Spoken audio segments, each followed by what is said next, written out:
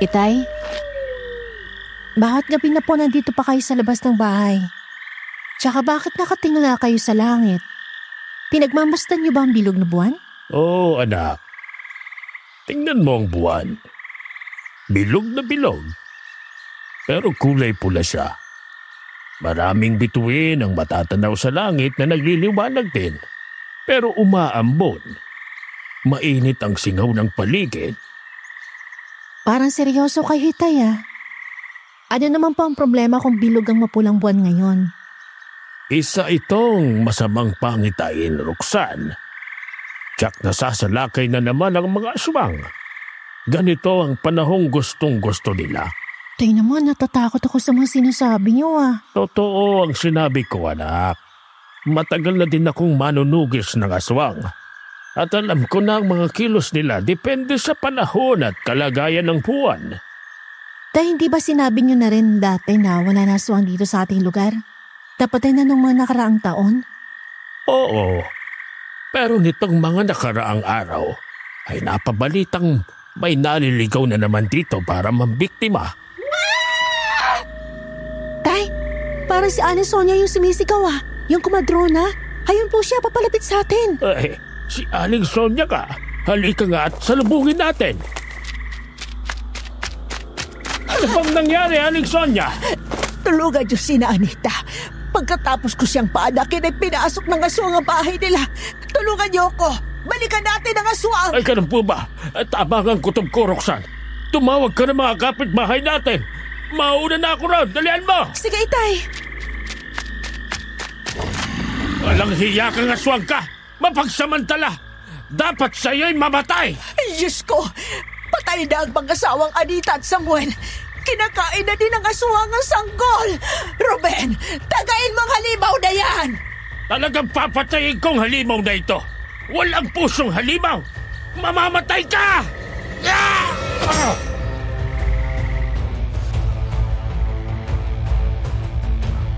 Kung mahal mo ang isang tao, hanggang saan ang kaya mong ibigay para sa kanya? Handa mo bang itaya ang buhay mo? Kaya mo bang isakripisyo ito? Pero paano kung ang taong minamahal mo ay iba naman ang gusto? Yan po ang gusto kong itanong sa iyo, Sir Jupiter, at sa lahat ng mga giliw nating tagapakinig. Marami po kasing kababalaghan ang nangyari dito sa Capiz noong dekada 70 hanggang dekada 90 na sangkot ang mga kinatatakutang aswang. Pero ang aking naging karanasan sa mga aswang ay nangyari noong ako ay 25 anyos pa lamang. Dekada 90 na po yun. Pero bago ako magpatuloy, nais ko munang magpakilala sa inyo. Tawagin niyo na lang ako sa pangalang Roxanne. Tubong Capiz, subalit naninirahan na ngayon dito sa Talavera, Nueva Ecija. Kapag kami ay nag-aani ng palay, ang libangan namin sa bukid ay ang pakikinig ng mga drama sa YouTube hanggang isang beses napakinggan ko sa inyong serye ang kwento ng ating mga kababayan. Kaya ako ay nainganyo din na sumulat sa inyo para ikwento ang aking naranasan at sana po magustuhan nyo dahil ito ang totoong nangyari sa buhay ko. Pero bago ako magsimula, gusto ko lang tanungin ng ating mga tagapakinig. Maniniwala ba kayo na mayroong aswang na kagaya ng katawan ng isang kobra na kahit tadtad na ng sugat ang buong katawan ay nabubuhay pa?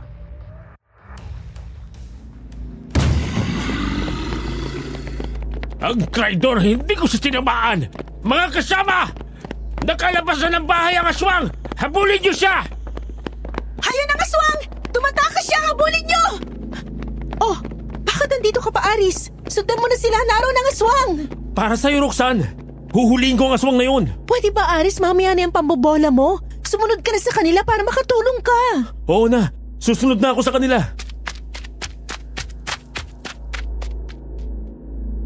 Nang makaalis na ang mga tao ay marahan akong sumilip sa pintuan ng bahay ni na Aling Anita. Kaagad na bumulaga sa akin ang nakahandusay na si Mang Samuel. Naliligo siya sa sariling dugo. Marami siyang mga malalalim na sugat sa katawan, lalo na sa braso at mukha. Patuloy pa ring sumisirit ang dugo sa kanyang lalamunan dahil sa malaking sugat niyon, gawa ng matatalim na pangil ng aswang. Nang tumingin ako sa papag, naroon naman ang bangkay ni Aling Anita. Namatay din siyang dilat ang mga mata. Makikita sa kanyang mukha ang matinding sindak. Naliligo din siya sa sariling dugo. Ang mas nakakatakot ay wasak na ang kanyang dibdib. Nahuli tayo ng pagdating! Napatay sila ng aswang! Kawawa naman sila, Itay. Mabuti na lang po nakatakbo kayo, Aling Sonia. Kung nagkataon, napatay din kayo ng aswang. Ay, kasi nagpumasok ang aswang ay kalong na ni Anitang sanggol. Nagmakita siya ni Samuel ay tinaga niya ng itak. Nagpambuno sila kaya nakatakbo ako palabas. Sayang nga lang at di ko nakuha ang kawawang sanggol. Kayong nakapampiktima na Tito Aswang. Tiyak na hindi na naman siya titigil ng paghahasik ng lagim. Sana naman ay mahuli siya ni na Aris. Anong nangyari, Aris? Nahuli niyo ba ang aswang? Hindi po namin inabutan, Mang Ruben. Napakabilis niyang mawala sa dilim. Iniikot na namin yung mga dinaanan niya pero hindi na namin siya nakita. Paano naman kasi ang bagal-bagal mo? Mas inuna mo pang magpa-cute sa akin kaysa humabol dun sa aswang. Roxanne, kahit naman naiwanan ako, mayroon namang nauna sa akin na humabol. Sila nga hindi naabutan ng aswang. Ako pa kaya? Ewan ko sa'yo. Tulungan niyo ako dito. Ayusin natin ang bangkay ng mag-asawa na ito. Kilala niyo ba ang mga kamag-anak nila? Oo, kilala ko ang tiyahin ni Samuel. Ako na ang bahala magsabi sa kanila ng mga nangyari. Sige po, Aling Sonia.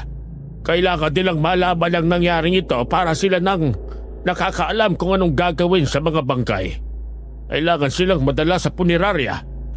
Nasa bayan pa ang punerarya, Mang Ruben. Kapag ganitong panahon, mahirap ang pumunta ron.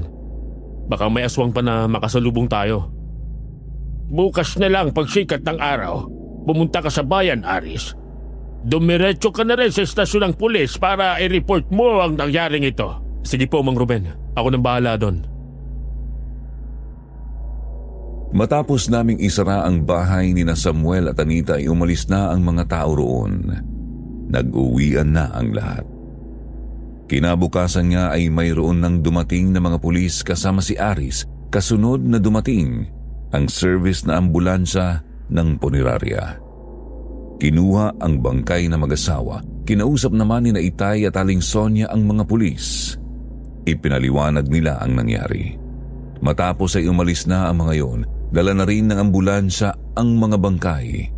Kaya naman umuwi na ako sa aming bahay. Noon ako sinalubong ng aking kakambal na si Roxy. Ano nang nangyari, Ate Roxanne? Hayon, kinuha na ng mga pulis ang bangkay ni na Aling Anita at Mang Samuel. Dadali na yun sa bayan. Nakakatakot naman ang nangyari sa kanila. Ang nangyari sa kanila ay pwedeng mangyari sa lahat. Kaya kailangan nating mag-ingat. Mula ngayon ay palagi na nating isasara ng maaga ang ating tindahan.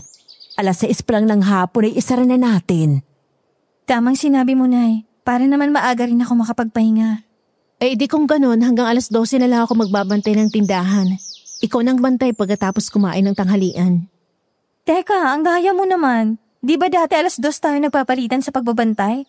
Bakit ngayon 12:00 na? Kasi dati 9:00 ka nagsasara. Pero ngayon 6:00 lang. Kaya tama lang yon. 6:00 ng umaga hanggang 12:00 ng tanghali ako. Ikaw naman, 12:00 hanggang 6:00. Tama ba, Nay? Tama ang Ate Roxanne mo. Pantay lang ang oras nyo kaya huwag ka nang magreklamo. Kung gusto mo palit tayo, ikaw sa umaga, ako sa hapon. Ayoko nga. Alam mo naman na tanghali na akong magising Ganun naman pala Huwag ka na magreklamo dyan. Ikaw na magbantay at matutulog lang ako. Lampas na 12:00 Walang nagawa si Roxy. Padabog siyang nagpunta sa aming tindahan. Ako naman ay nahiga sa mahabang upuan na nasa salas namin. Dahil sa puyat ng nakaraang gabi ay madali akong nakatulog. Mahabang oras ang lumipas. Madilim na nang ako ay magising. Nagluluto na ng hapunan si Inay kaya tinulungan ko na siya. Nang makapaganda na kami ng hapunan sa lamesa, Lumabas ako ng bahay para tawagin si Itay. Noon naman napadaan ang mga nagkakagulong tao. Tay, nagkakagulo mga tao. Aris, anong problema? Naku, magandang gabi po, Mang Ruben. Magandang gabi din sa'yo, Roxanne. Kasama mo pala ang Itay. Anong Itay ang pinagsasabi mo, Aris? Ha? Ay, sabi ko, Itay mo. Ano nga po ulit yun, Mang Ruben? Ay sabi ko, bakit nagkakagulong mga tao? Meron po kasing nahuli na matandang babae. Nakasilip sa pintuan ng bahay ng tiyahin ni Romel. Buntis po yung tiyahin niya. Sabi niya, aswang daw po yun. At gustong biktimahin ang tiyahin niya. Saan ba nila dadalhin yung matandang babae? Sa plaza po. Sige po, punta tayo sa plaza. Tay, tingnan nga natin yung sinabi nila aswang. Punta tayo sa plaza. Bakit aalis pa kayo? Nakahanda ng hapunan. Saan ba kayo pupunta? Pupunta lang kami sa plaza sandali. Titingnan namin yung nahuli daw na aswang. Naku, Nay. Aalis sila Itay at Ate Roxanne. Sasama ka din ba? Sumama ka na rin. Sarado naman ang tindahan eh. Tingnan natin kung totoong aswang nga ang nahuli nila. Sumunod nga kami sa mga tao papunta sa plaza. Pagdating namin doon, nagkakagulo na sila. Nakatali ang mga kamay ng matandang babae sa likuran. Nakaluhod sa lupa. Ang mahaba niyang buhok ay tumatakip na sa mukha. Ang ibang mga kalalakihan ay naglalagay na ng mga tuyong kahoy sa paligid ng matandang babae. Lumapit sa kanya si Itay. Hinawakan niya ang matandang babae at di nagtagal, kinalagan niya ng tali ito. Mang Ruben! Bakit kinalagan ninyo ng tali ang matandang yan? Baka sagpangin kayo niyan! Sandali lang mga kasama, huminahon kayong lahat. Huwag kayong maging padalos-dalos. Huwag kayong basta na lang humahatol ng walang sapat na katibayan. Mang Ruben, ang matandang yan ay isang aswang. Hinuli ko na siya agad. Kesa mangyari pa sa tiyahin ko ang nangyari kina Samuel at Anita. Paano mo naman na-tiyak na aswang nga ang matandang ito? Nakita mo bang meron siyang pangil? Nagbago bang anyo niya? Hindi po eh. Basta nang makita ko siyang umaaligid sa bahay ni Natchang, hinuli ko na agad. Sa tingin niyo ba, Mang Ruben? Hindi aswang ang matandang yan? Bago niyo siya husgahan, kailangan muna nating makatsak kung isa nga siyang aswang.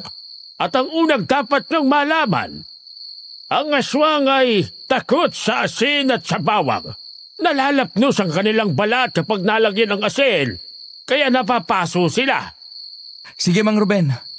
Lagyan ninyo ng asin ang palad ng matanda na yan at malalaman ninyo na tamang sinasabi ko. Sige na, Mang Ruben. Tutulungan ko kayo. Inang, hindi kita kilala. Pero ayokong magkamali ng paghatol ang mga taong narito. Kung narinig mo ang aking sinabi, patunayan mo sa lahat na hindi ka aswang, kagaya ng sinasabi nila. Oo nga, Manang. Ibukas mo yung palad at hawakan ng asin at bawang na ilalagay namin ni Mang Ruben.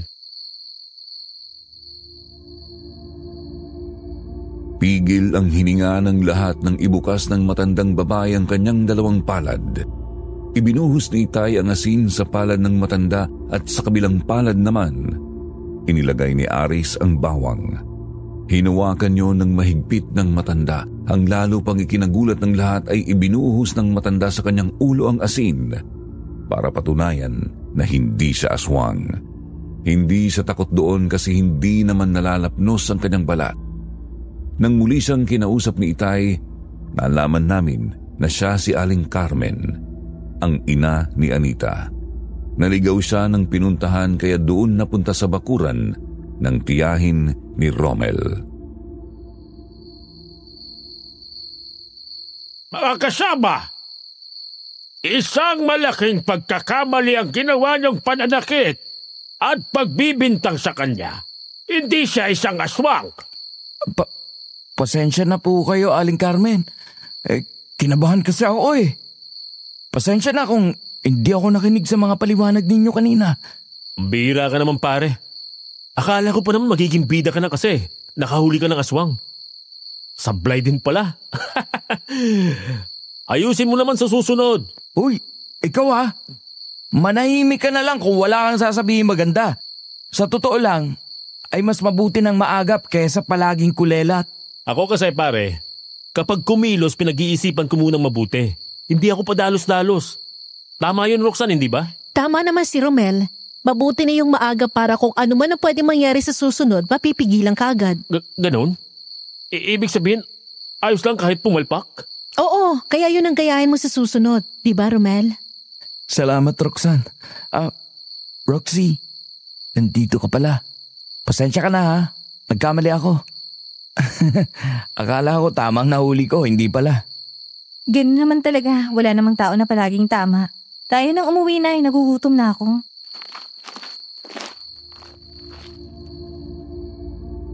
Umalis na si Roxy.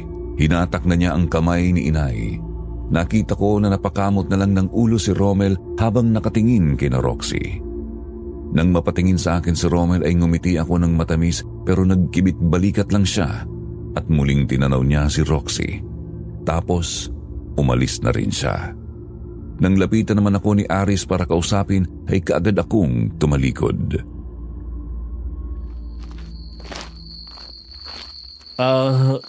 Roxanne kasi ganito yon. Pambihira. Tinalikuran na ako. Tayo na po, Itay. Baka lumamig na ang pagkain natin.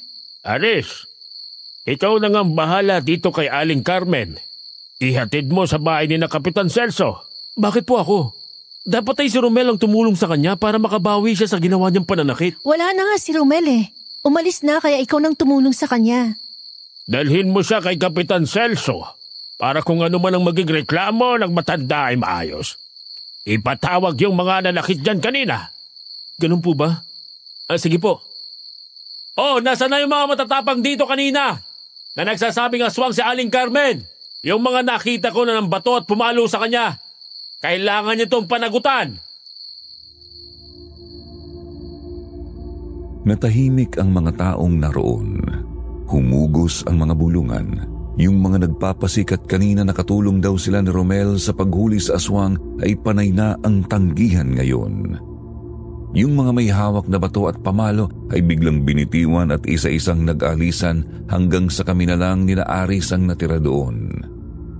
Napilitan si Aris na siya na ang maghatid kay Aling Carmen sa bahay ni Kapitan Celso. Kami naman ni Itay ay umuwi na. Pinainit ko na lang ulit itong sabaw ng sinigang na bangos. Lumamig na ganun ba? Pasensya ka na Lumamig ang pagkain natin dahil sa nangyari. Ayos lang yun. Mabuti nga at sumunod tayo sa plaza. Nailigtas pa natin sa galit ng mga taong isang matandang inosente. Kung medyo nahuli pa tayo ng pagdating, baka mas grabe pang ginawa nila dun sa matanda. Kasi naman po nakakatakot naman kasing tingnan si Aling Carmen. Sobrang haba na buhok niya tapos ayaw niyang itali. Nagsuot pa ng purong itim na mahabang damit. Kahit naman sino makakita doon mapagkakamalan siyang bruha. Hindi pa rin dapat nahusgahan ang isang tao sa panlabas lang na anyo. Katulad nun. Naligaw lang pala yung matanda. Sinakta na nila. Tsak na magre-reklamo yun at magkakaroon sila ng pananagutan doon. Tama si Itay. Di bali kung nakita nila na may pangil yung matanda o kaya ay nasaan yung aswang at merong pinatay. Kahit mapatay nila yon, wala silang magiging pananagutan. Kung ganun ay, maaari po bang makulong si Romel, Tay? Depende yun sa magiging reklamo ng matanda. Pero kung aayusin ni Romel ang problema, halimbawa ay bilhin niya ang mga gamot na kailangan ng matanda at bayaran ng perwisyong nagawa niya, baka makipag-areglo na yon.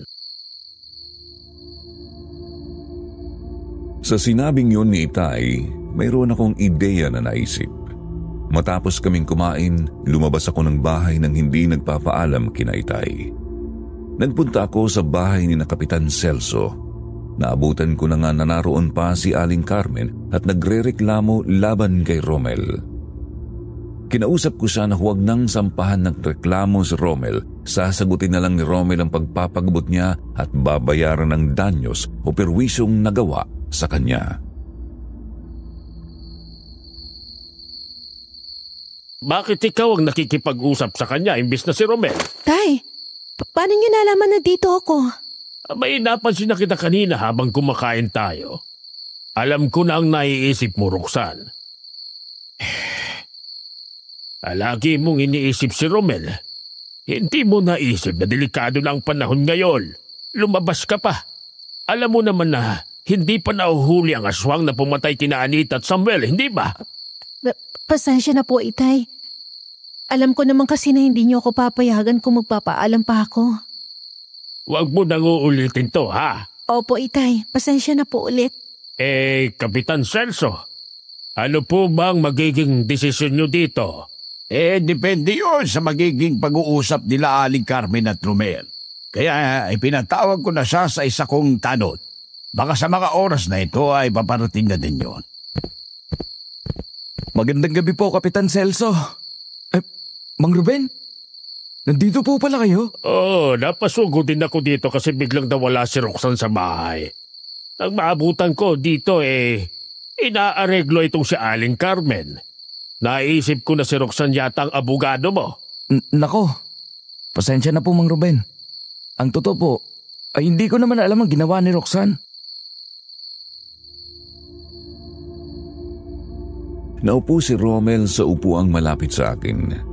Kaya habang nagpapaliwanag siya ay nagkakadikit ang aming mga braso at paminsan-minsan ay nagkakatinginan kami ng malapitan. Lalo akong nakadama ng kakaiba sa kanya. Lalo ko siyang nagustuhan. Lihim akong kinikilig pero hindi ako nagpahalata sa mga naroon, lalo na nga at nakikita kong nakatingin sa amin si Itay. At makalipas nga ang mahabang pag-uusap ay nakahinga ako ng maluwag dahil nangyari ang sinasabi ko kay Kapitan Celso. Kaya nang matapos ang usapan ay sumabay na sa amin ni Itay pauwi si Romel. Nang makarating kami sa bahay ay nauna nang pumasok si Itay, kaya nakapag-usap kami ng sarilinan ni Romel. Maraming salamat sa iyo, Roxanne. Dahil sa mga ginawa mo, ay nawala ang galit sa akin ni Aling Carmen. Ayos lang yun, Romel. Ginawa ko lang naman yun para hindi ka na magkaroon ng malaking problema. Mahirap kasi kapag merong kaso sa barangay. Kapag hindi na ayos, baka mapunta pa sa pulis. Ang galing mo talaga makipag-usap. Paano kaya ako makakabawi sa'yo?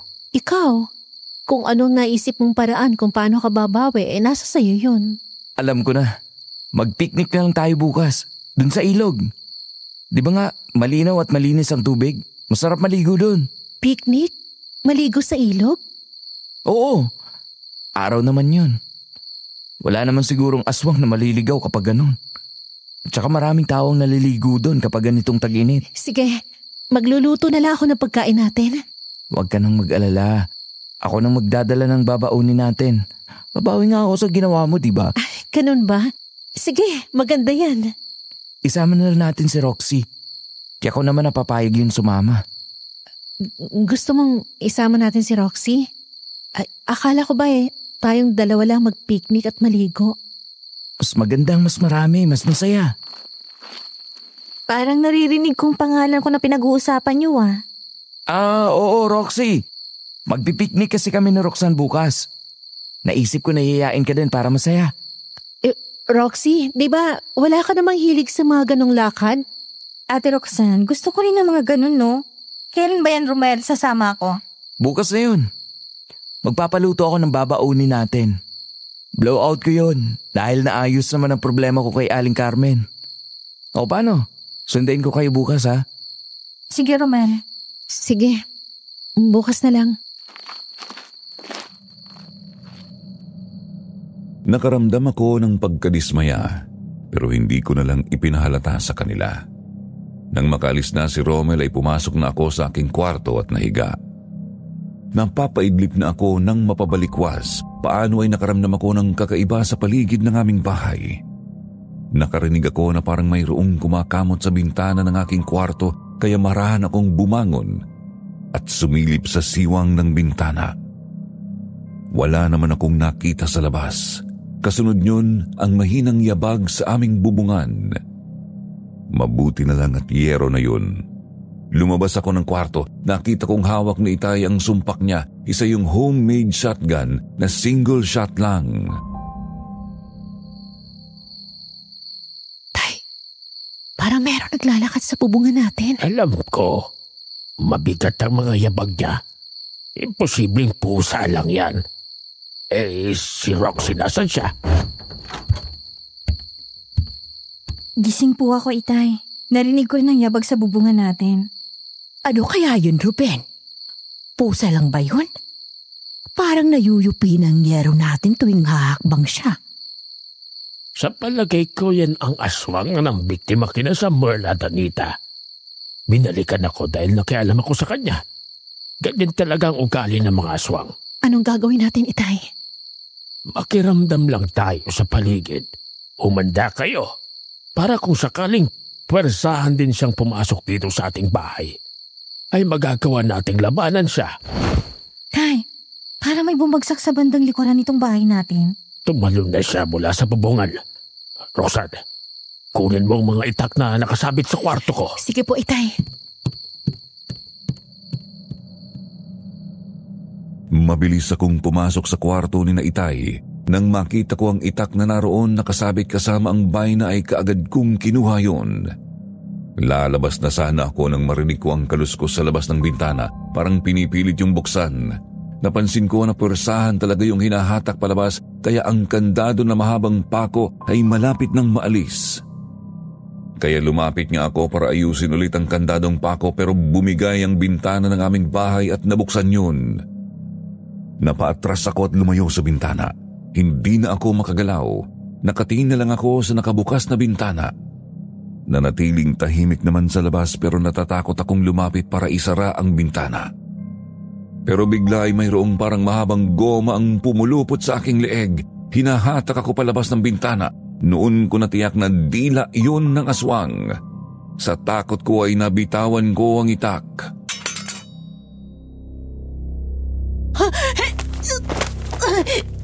Itay! Tulong! Inay! Inay! Oh, Diyos ko! Roxanne! Ruben! Tulungan niyo kami!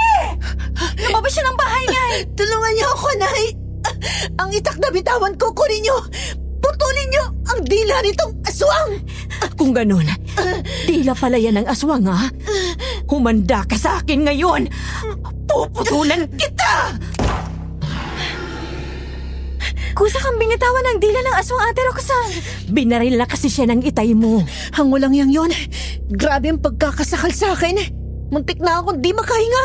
Roxanne, ayos ka lang ba, anak? Opo, Itay. Dasa na po ang aswang. Nakatagpo siya. Pero alam kong malubhang naging tama niya. Bala ng shotgun ang ginagamit ko sa sumpak na ito, kaya tsak na nasugatan siya. Noon naman nagdatingan ang mga tao na nakarinig ng malakas na putok ng sumpak ni Itay. Armado rin ng mga itak at sibat ang mga tao. Ang iba nga ay palakol pa ang dala. Lahat sila ay kaagad na lumapit kay Itay. Nangunguna si Aris. Natuwa ako noong una, pero nang papansin ko na sandok ang dala niya, muli akong nadismaya. Talagang alerto ka rin, ha, Aris? Oo naman, basta pag-uusapan ay tungkol sa'yo, palagi akong alerto.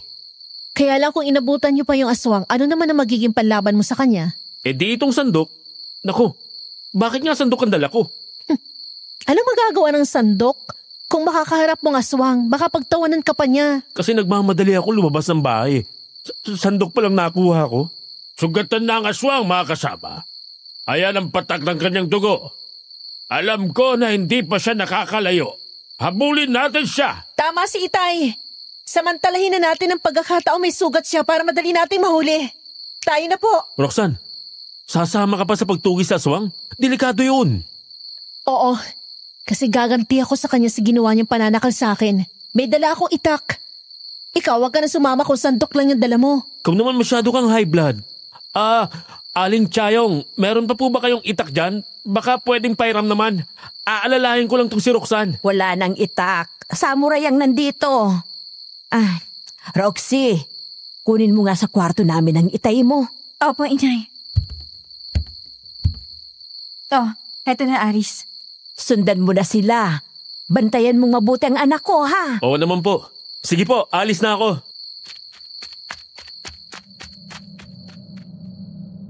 Nagmamadali nga na sumunod sa amin si Aris. Nagulat pa ako nang lumapit siya sa akin. Ngumiti siya ng matamis at ipinakita ang hawak niyang samurai habang ang sandok na dala niya kanina ay nakalagay naman sa bulsa niya sa likuran.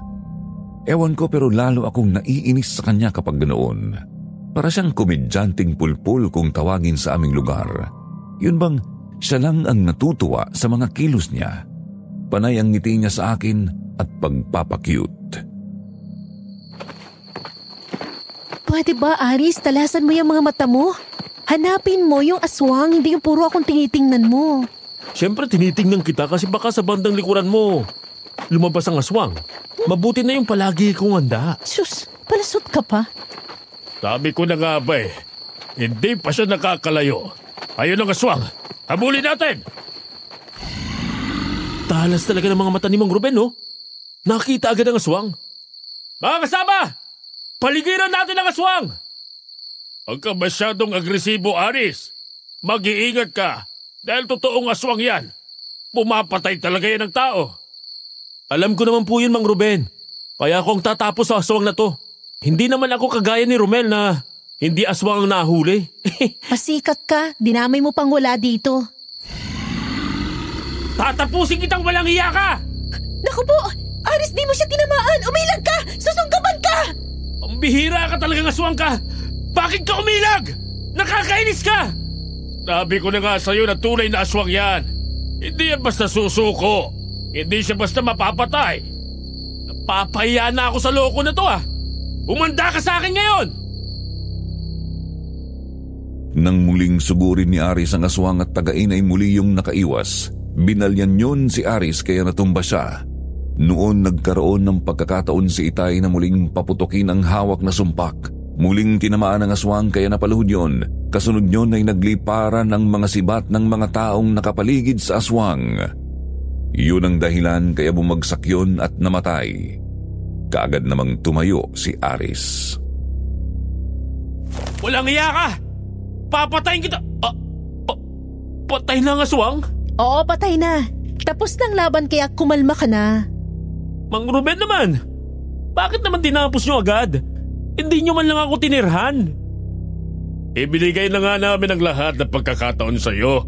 Pero wala ka namang nagawa laban sa kanya. Muntik ka pa ngang madisgrasya, hindi ba? Kaya bago pa siya makatakas ay tinapos na namin. Ay nako, puro ka lang kasi yabang. Inuuna mo pang kahambugan ng bibig mo kaysa sa kilos ng katawan mo. Mauna na nga po ako, Itay. Sige, umuwi ka na. Sabihin mo sa inay mo na aayusin lang namin ito at uuwi na rin ako. Mang Ruben, sasabayan ko na po si Roxanne. Sige Aris, samahan mo siya. Ikaw nang bahalang magpasensya sa kanya. Minsan ay ganyan talagang ugali niya. Opo, alam ko po yun.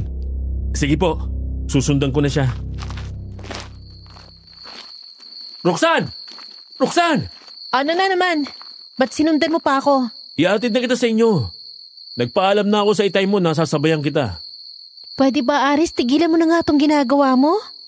Hindi mo ba napapansin na hindi ako natutuwa? Lalo lang ako naiinis. Pero gusto kita, Roxanne. Mahal kita kaya ako nagkakaganito. Pero hindi kita gusto. Sana maintindihan mo yun. Bakit? Ano ba kasing hanap mo sa isang lalaki? Baka naman makakaya ko pang gawa ng paraan yun para magustuhan mo ako. Lahat ng hinahanap ko sa isang lalaki, wala sa'yo yun. Kaya pwede ba tigilan mo na ako? Humanap ka na lang na ibang babae na liligawan mo. Dahil ba yung kay Romel? Oo, dahil yun sa kanya. Dahil ang mga lalaking kagaya niyang pangarap ko. Pero gusto ko rin ba ni Romel?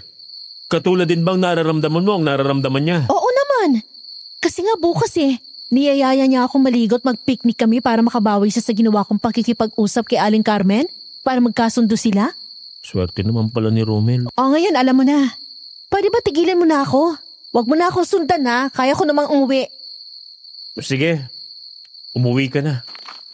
Bakit kasi sunod ka pa ng sunod? Natural pupunta ako sa bahay niyo.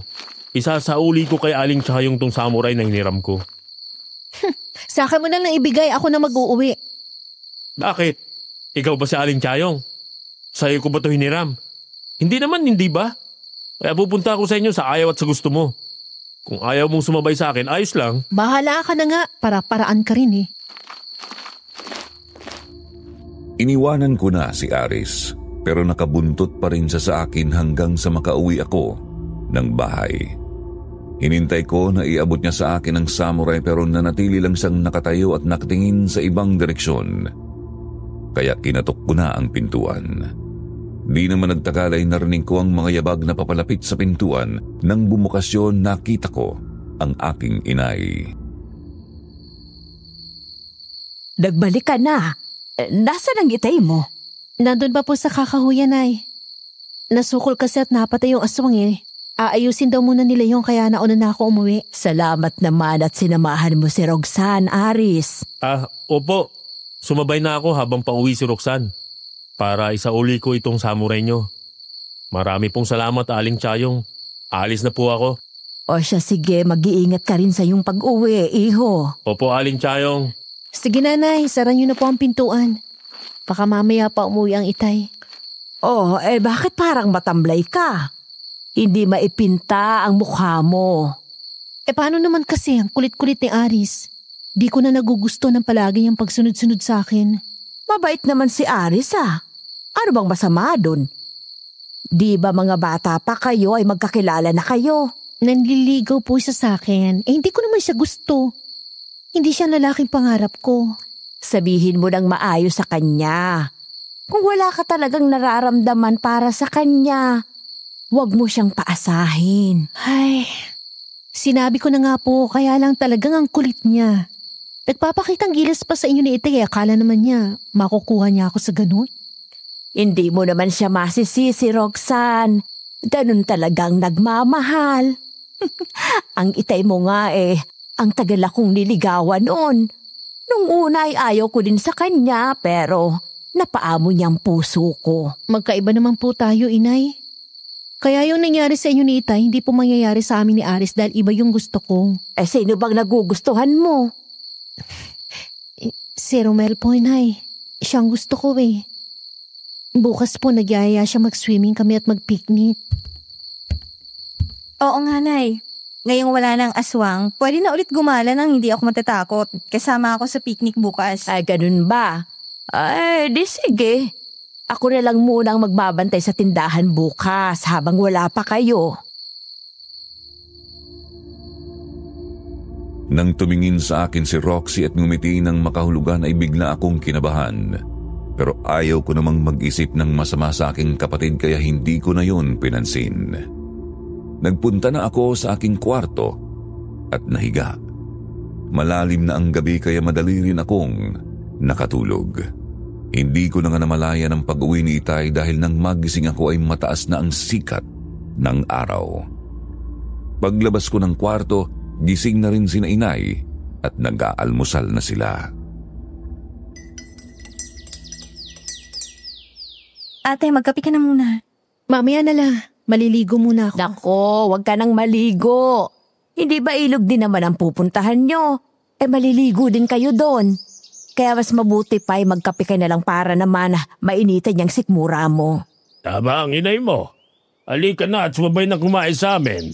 Nagluto pa naman ang inay mo ng taing at itlog na paborito mo. Sige po. Gusto mo bang ipagtimpla pa kita ng kape, Ate Roxanne? Aba, ano nakain mo, Roxy? Parang naninibago ako sa iyo Sus, ko naman. Sabihin lang natin na napuyat at napagod ka rin sa paghabol sa aswang kagabi. At dahil wala nang aswang, tuloy ng lakad natin ni Romel. Ganun ba yun? Huwag ka magpasaway sa akin mamaya Baka mamaya mag-inarte ka na naman doon na parang bata. Hindi na ako bata, dalaga na ako. Marami na nga nanliligo sa akin Pero hindi ko naman gusto. Basta ang maipapayo ko sa inyong dalawa, piliin niyo yung lalaking mahal kayo. Hindi yung kayo lang ang magmamahal. Hindi maganda kapag ganon. Hindi kayo magiging masaya. Opo naman palagi kong tatandaan ang mga sinabi niyo. Naputol ang aming pag-uusap nang marinig namin ang boses ni Romel na tumatawag. Kaagad akong tumayo sa upuan at lumabas ng pintuan. Nakita ko na mayroon ng dalang basket si Romel na may lamang mga pinggan at baso. Nakita ko rin ang mga hinog na mangga at saging at sa kabilang kamay naman, ang bayong na sa tingin ko ay puno din ng laman na mga pagkain. Romel, ang aga mo ah. Mas maganda ng maaga para makapaligo tayo ng mahabang oras. Si Roxy, nakahanda na ba? Oo, gising na rin siya, kumakain lang. Tapos na akong kumain, nakahanda na rin ako. Aalis na ba tayo? Ha? Oo sana kung nakahanda ka na. Sige, tayo na. Ate Roxanne, yung bisan mo kunin mo na. Ako meron na dito sa dala kong bag. Sige, sandali lang Romel ha. Ay nako, ang tagal talaga ni ate. Kahapon ba ito pinag-uusapan tapos hanggang ngayon hindi pa pala nakahanda? Ay. Saglit lang Romel ha, hintayin natin si ate. Oo, ayos lang Roxy.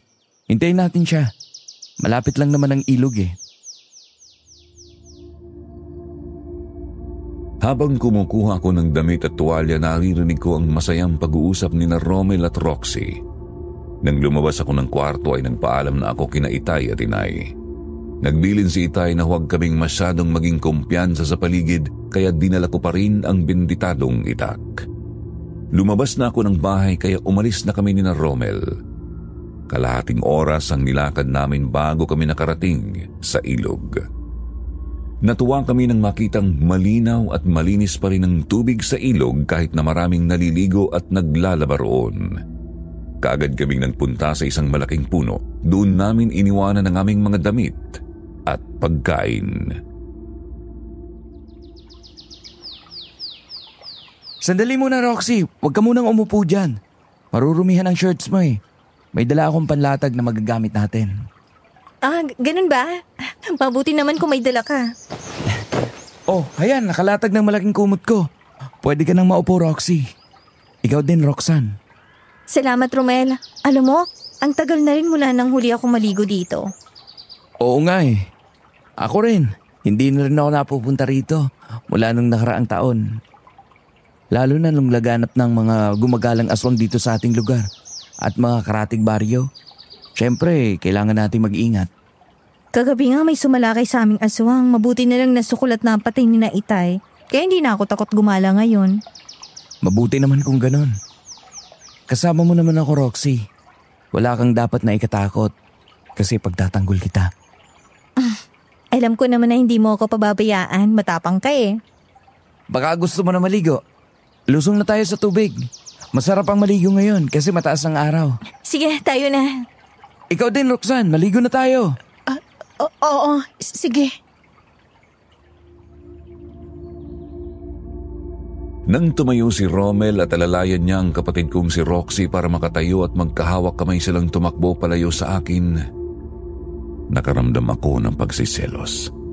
Ang kirot ng aking dibdib dahil ngayon ay tiyak ko na sa aking sarili na ang kapatid ko nga ang gusto ni Romel. Nakita ko ang sigla niya habang naliligo sila ni Roxy. Nakaramdam naman ako ng inggit kay Roxy. Panay na lang ang buntong hininga ko habang pinapanood sila. Roxanne! Halika na! Maligo ka na rin! Oo nga, Ate Roxanne, halika na! Sige, nandiyan na ako. Bakit parang hindi ka masaya, Roxanne? Hindi ba nag-usap na tayo na para sa'yo to? Oo nga naman, Ate Roxanne, kaya halika na. Malamig kasi ang tubig, parang bigla akong gininaw Kayo na lang kaya maligo, doon na lang ako sa ilalim ng puno. Babantayan ko yung mga gamit pagkain natin. Sige, ikaw ang bahala. Nahirap naman na pilitin ka namin ni Roxy. Kung masama ang pakiramdam mo, baka lagnatin ka pa. Oo nga naman, ate. Romel, unahan tayo sa paglangoy papunta ron, no? Sige, ang matalo may parusa Kaya bilisan mo. Hindi mo ako matatalo kasi mauuna na ako sa'yo.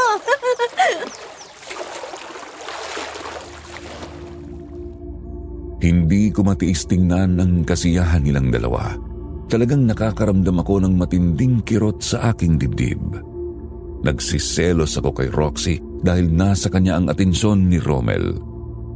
Kung wala lang sana si Roxy, dapat ay masaya ako pero ngayon ay masama ang loob ko. Nadagdagan pa yon nang lumapit sa akin si Romel nang kumuha ng saging na hinog sa basket.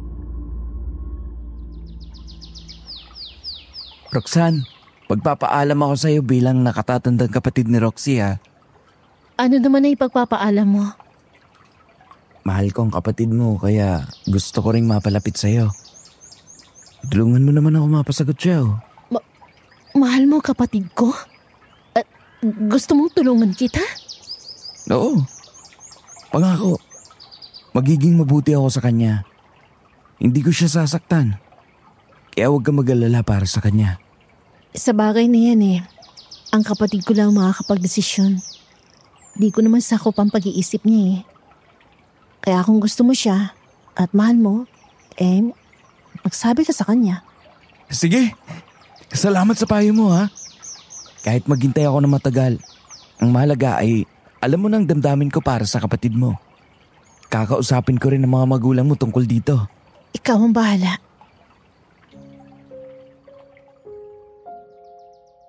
Nang tumalikod si Romel, dala ang 2 piraso ng saging ay tinanaw ko pa siya hanggang sa makarating kay Roxy, kung saan binalatan pa niya ang isang saging at isinubo kay Roxy. Parang sasabog ang aking dibdib, hindi ko na maitatago na nasasaktan ako. Nangilid na ang aking luha at tuluyang umagos, kaya bago pa nila mapansin ang aking pagluha, tumalikod na ako. Naglakad ako palayo habang umiiyak. Noon lumapit sa akin si Aris na palagi pa din palang nakasunod sa akin. Roxanne, uuwi ka na ba? Ihatid na kita. Aris, ang sakit pala no. Nanamdaman ko rin yung sakit dinulot ko sa'yo. Ganito pala ang pakiramdam ng tao kapag yung taong mahal mo iba naman ang gusto. Ang sakit sa dibdib. Ang hindi ko matanggap. Bakit ang kapatid ko pa? Nalaman ba niya na gusto mo siya? Sinabi mo bang mahal mo siya? Hindi ko na nagawang sabihin ng bagay niyo dahil siya na mismo nagsabi sa akin na tulungan ko siya kay Roxy. Sinabi niya na mahal niya ang kapatid ko. At ipapaalam na din niya sa aking magulang. Roxanne, madalas banggitin ng tatay ko sa akin na bahagi na ng pag-ibig ang kabiguan. Kailangan may masaktan pa, may sumaya. Minsan talaga ganun ang buhay. Hindi lahat ng gusto mo ay napapasayo. Aris, pwede ba samahan mo ako umuwi sa amin? Di na magandang pakiramdam ko Oo, Roxanne. Halika. At iatid na kita sa inyo. Makakaya mo bang maglakad? Oo, kaya ko naman. Kung hindi mo kayang lumakad pwede naman kitang pasanin. Gusto mo ba? Sige. Pwede ba? Pakiramdam ko kasi nangihina ng tuhod ko. Pumasan nga ako kay Aris at sa balikat niya, doon ako umiyak. Tahimik lang na naglakad si Aris. Pinabayaan niya lang ako, pero nararamdaman ko ang kalungkutan niya dahil sa nangyari sa akin. Paano nga ay panay ang buntong hininga niya. Tuloy-tuloy siyang naglakad. Nang maputol ang suot niyang tsinelas ay hindi na niya pinansin. Iniwanan na niya yun. Naglakad siya ng nakayapak, wag lang akong maibaba. Maya-maya ay naramdaman kong tumigil sa paglakad si Aris. Anong problema, Aris? May lalaki na nakatanaw sa atin. May kasamang asong itim. Nasaan? Ayun sa malaking puno ng anahaw. Kilala mo ba siya? Hindi Baka maniligo lang din yan sa ilog o kaya naman napadaan lang. Pwedeng ganun nga. Iba kasi kung makatingin Parang kakain ng tao. Masyadong seryoso. Huwag mo na lang intindihin. Umuwi na tayo. Gusto ko na talaga makauwi.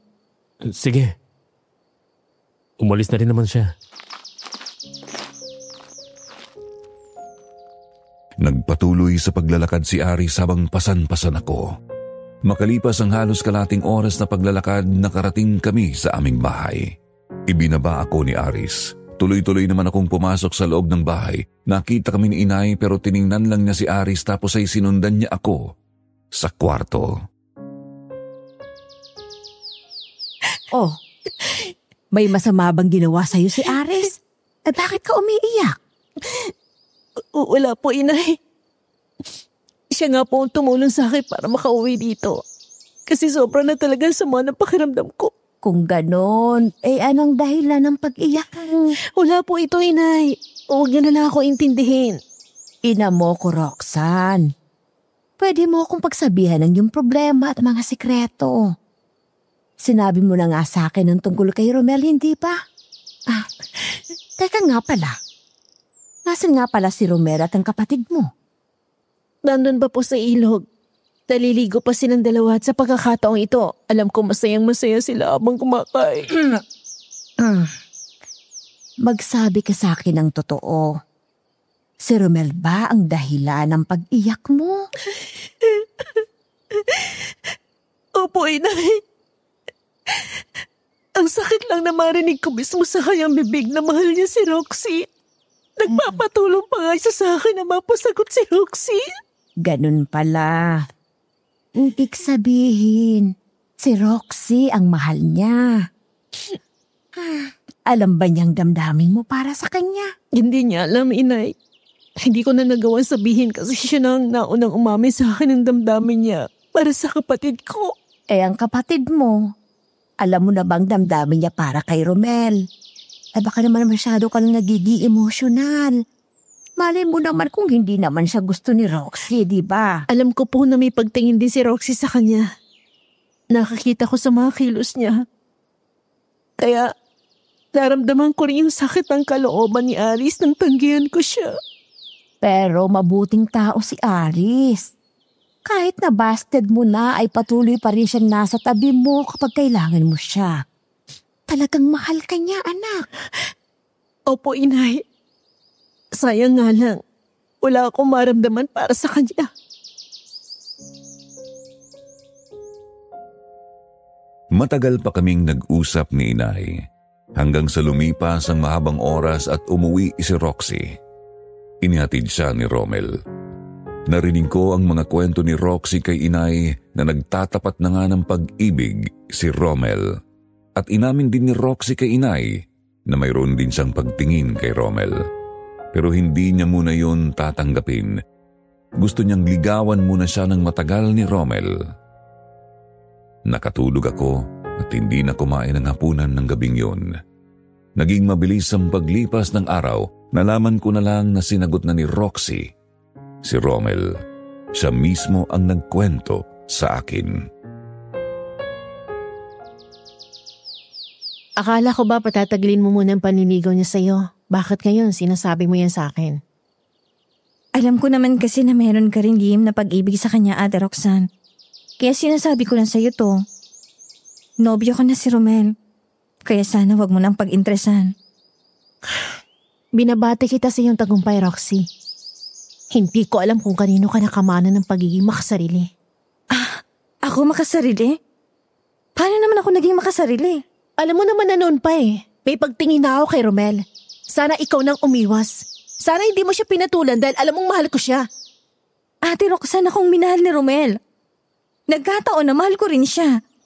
Kaya wag mong sasabihin na makasarili ako. Kasi hindi ko siya inago sa'yo. Dahil hindi ka naman niya minahal kahit kailan. Akong nagustuhan niya. Bakit hindi mo yan matanggap? Alam ko naman na hindi mo rin naman talaga gusto si Romel. Gusto mo lang na palagi ako naaagawan. Kasi gusto mo na palagi sa iyong atensyon ng lahat. Palagi ka nakikipagkumpetensya sa akin. Ano ba kayong dalawa? Papasok pa lang ako ay naririnig ko na mga pagtatalo nyo ng dahil lang sa lalaki.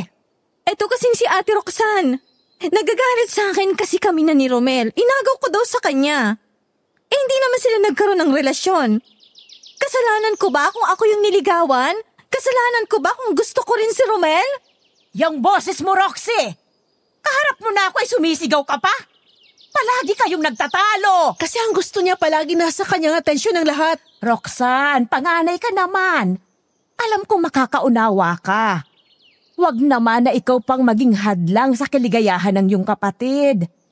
Anak, darating ang oras na makakakita ka rin ng lalaking para sa'yo. Pabayaan mo na sila.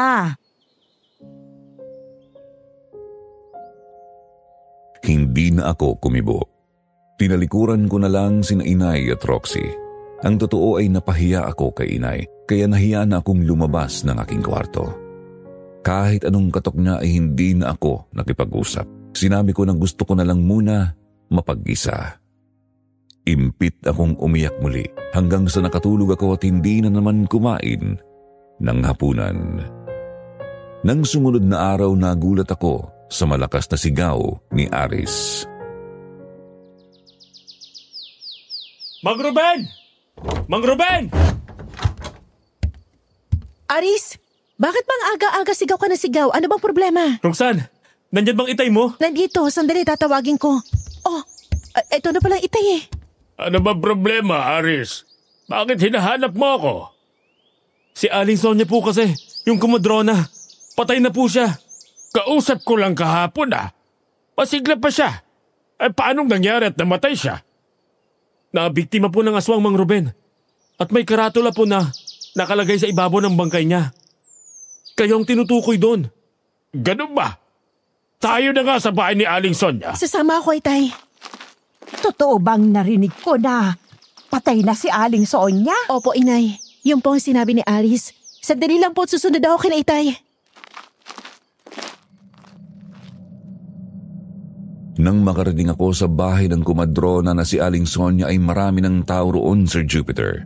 Naroon din ang anak ni Aling Sonia na babae na umiiyak dahil sa sindak. Napatingin sa amin ang lahat nang pumasok na kami sa pintuan ng bahay ni Aling Sonia. Paano nga ay may nakatayong malaking karton sa tabi ng bangkay ni Aling Sonia. Sinasabi ng lahat ng mga naroon na maaaring ang aswang na pumatay kay Aling Sonia ang nag-iwan ng karton na yon kung saan nakasulat na isusunod na niyang papatayin ang aking ama. Pero mas magiging masakit ang kanyang paghihiganti. Sinabi rin doon na lahat ng taga-baryo namin ay magbabayad ng mahal sa kanila. Mang Ruben, posible bang ang aswang na pumatay kay Aling Sonia ay kamag-anak ng aswang na napatay natin? Posibleng ganun nga. Kaya kailangan nating mag-ingat lahat. Mapanlin lang ang mga aswang. Alam ko na hindi lang ako ang gusto niyang gantihan. Kung hindi tayong lahat. Kaya kailangan nating mag-ingat. Magsagawa na lang po tayo ng gabi-gabing pagroronda, Mang Ruben. Para kahit papano ay mapigilan natin ang pambibiktima ng aswang. Oo nga, Mang Ruben. Masyado tayong naging kampante noong mga nakarang araw. Akala natin wala nang susunod na mabibiktima ang aswang. Dahil napatay na natin yung isa. Meron na po pala. Sige. Pag-uusapan namin yan ni Kapitan Celso. Ay, may edad na kasi siya kaya hindi na siya pwede sa mga pagroronda. Kayo na lang pumumuno sa amin sa pagbabantay. Nakahanda naman kami na suportahan kayo. Sige. Yun ang gawin natin. Pero kailangan muna nating maayos ang bangkay ni Aling Sonia. Matulungan natin ang kanyang pamilya para mabigyan siya ng maayos na libing. Uuwi na muna ako, itay. Sige na, Roxanne. Ikaw nang bahalang magsabi sa inay mo, ha?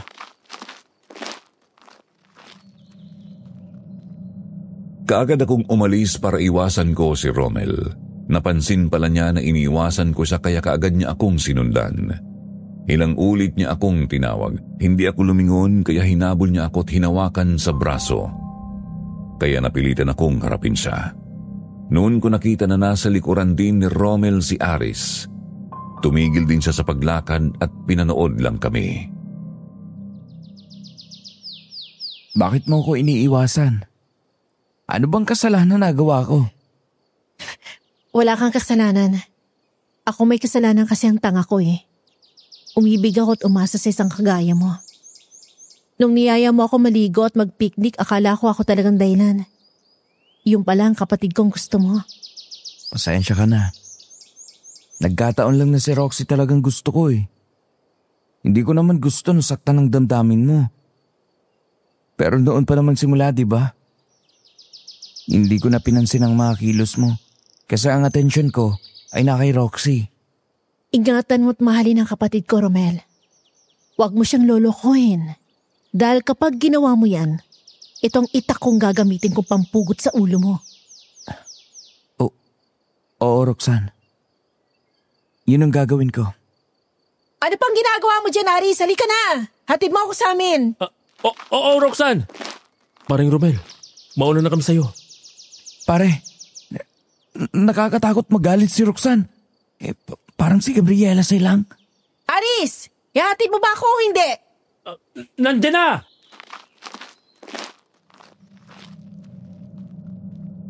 Kaagad nga na lumapit sa akin si Aris. Wala siyang kibo habang naglalakad kami. Alam ko na nakikiramdam lang siya sa akin. Hanggang sa makarating kami sa aming bahay, kaagad akong pumasok at nagtimpla ng kape para sana ibigay ko kay Aris. Pero paglabas ko ng aming bahay, wala na siya. Nakita ko naman si inay na pangiti-ngiti habang nakatingin sa akin. Naiinis ako nang ibaba ko sa pasimano ng aming tindahan ang tasa ng kape. Nay, nasaan na si Aris? Aba umalis na. Nagagalit ka raw kasi kaya nagpaalam na sa akin. Hindi mo naman kasi sinabi na ipagtitimpla mo ng kape. Pambira. Sino nang iinom nitong kapeng tinimpla ko? Sige na, ako na lang ang iinom niyan. Sige po. Siya nga pala sabi ni Itay, maya-maya pa raw siya uuwi. Tutulungan pa nila yung anak ni Aling Sonyang maayos yung bangkay ng matanda. Kawawa naman si Aling Sonya. Malagi mong naging kamatayan niya. Ay makipaglamay tayo sa unang gabi ng burol niya. Malaki ang utang na loob ko sa matandang yon. Siya ang nagpaanak sa akin ng isilang ko kayo ni Roxy. Sumang-ayon naman ako sa sinabi ni Inay kaya sa unang gabi ng paglalamay ay nagpunta kami ni Inay at Roxy. Maraming mga kababaryo namin ang nakipaglamay dahil kilalang kumadrona si Aling Sonya. Malalim na ang gabi nang magpaalam sa amin si Roxy na mauuna na siyang umuwi dahil inaantok na siya. Ayaw pa sana siyang payagan ni Inay dahil wala naman siyang makakasama sa aming bahay. Si Itay kasi ay naroon pa sa bahay ni Kapitan Celso. Nandito naman si Romel. Siya na lang maghahatid sa akin, Nay. Oo nga po. Pwede ko naman siyang ihatid. Nako, sasamahan ko na lang kayo. Roxanne, ikaw nang maghintay dito sa Itay mo ha. Sabay na kayong umuwi mamaya. Sige po, Inay. Mag-iingat kayo.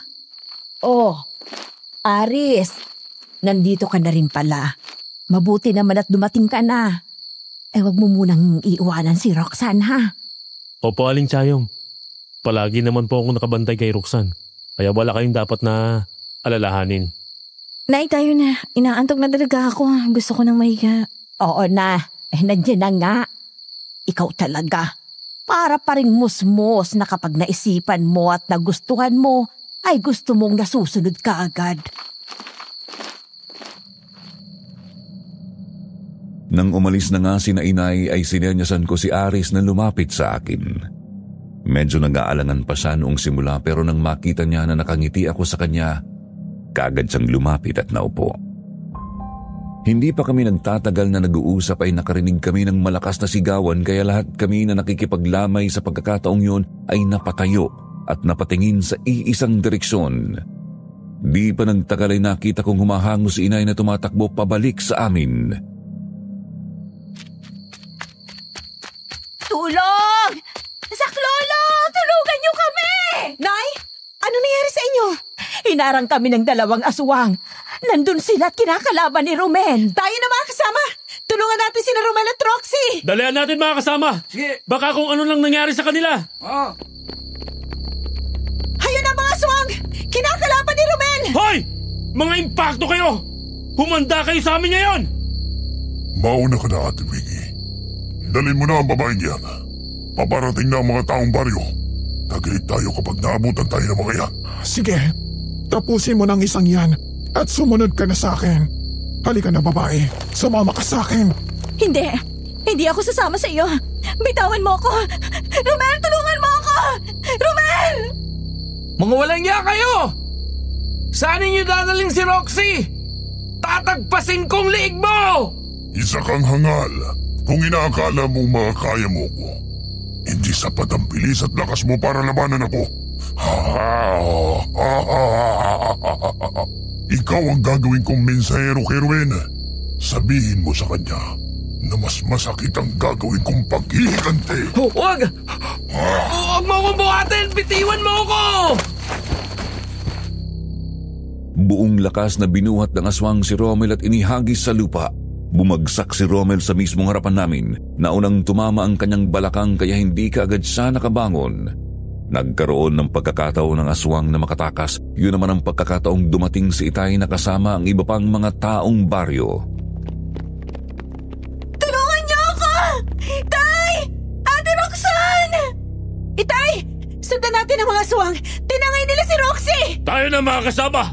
Habulin natin sila! Pakiusap! Tulungan natin ang aking anak! Magdalawang grupo tayo, Mang Ruben! Kailangan mabawi natin si Roxy! Tayo na, Itay! Baka kung ano nang gawin nila kay Roxy! Roxanne! Sumama ka kina Aris! Yung iba sumama sa akin! Apo! Tulungan niyo ako! Tulong! Sa gawin niyo narinig ko ang boses ni Roxy! Tayo na mga kasama! Nang makarating nga kami sa lugar kung saan ko narinig ang boses ni Roxy, nakita ko na nakikipaglaban na sila Itay sa aswang. Nang makalapit na kami sa kanila ay nakita kong nakahandusay si Roxy. Wala na siyang malay. Kaagad naman siyang binuhat ni Aris at isinandal sa isang puno na naroon. Bantayan mo dito si Roxy. Tutulungan ko sina Itay mo. Mag-ingat ka, Aris! Uy, sarap naman pakinggan nun ah. Parang nag-aalala ka sa akin. Oo na, mamaya ka na magpa-cute sa akin. Tulungan mo na lang sina Itay. Hindi ko na kayang lumaban. Nabali na yata ang balakang ko, Roxanne. Sumama ka na kay Aris. Ako na lang magbabantay kay Roxy. Sige, ikaw na bahala sa kanya ha. Huwag mo siyang pababayaan ha. Baka maagaw na naman siya ng aswang. Mga kasama! Paligiran natin ang aswang!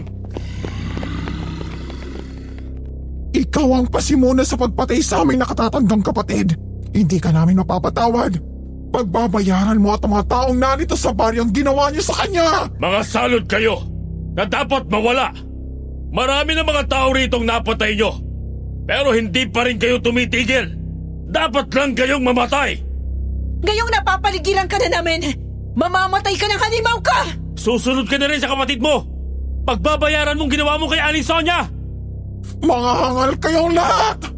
Hindi ako mahinang aswang gaya ng inaakala nyo! Nagulat kaming lahat nang bigla ay magbuga ng kulay berdeng likido ang aswang. Si Itay ang unang nasapol. Nang tumama yun sa kamay ni Itay ay napaso siya. Nalapnos ang kanyang kamay kaya nabitiwan niya ang hawak na sumpak. Nang makita ko ang ibang mga lalaking naroon din na nasapol ng ibidugang likido ng aswang, nalapnos din ng mga balat.